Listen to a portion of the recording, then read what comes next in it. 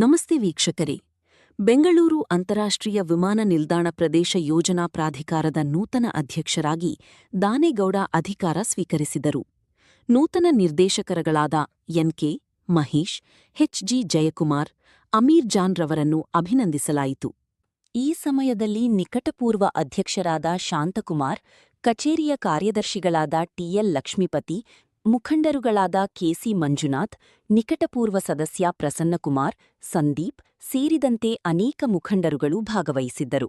ವರದಿ ರಾಜುಗೌಡ.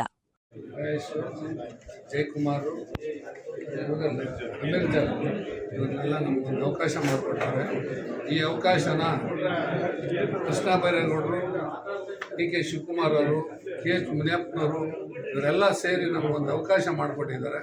ಇಲ್ಲಿ ಒಂದು ಕೆಲಸ ಮಾಡೋಂಥ ಒಂದು ಇದನ್ನು ನಮ್ಗೆ ಜವಾಬ್ದಾರಿಯನ್ನು ಕೊಟ್ಟವ್ರೆ. ಆ ಜವಾಬ್ದಾರಿನ ನಾವು ಮುಂದಿನ ದಿನಗಳಲ್ಲಿ ನಾವು ಒಳ್ಳೆಯ ಕೆಲಸ ಮಾಡಿ ಇದನ್ನು ಜನಕ್ಕೆ ಅನುಕೂಲ ಮಾಡಿಕೊಡ್ಬೇಕು ಅಂತೇಳಿ ಈ ಸಂದರ್ಭದಲ್ಲಿ ನಾನು ಹೇಳಕ್ಕೆ ಇಷ್ಟಪಡ್ತಾ ಇದ್ದೀನಿ.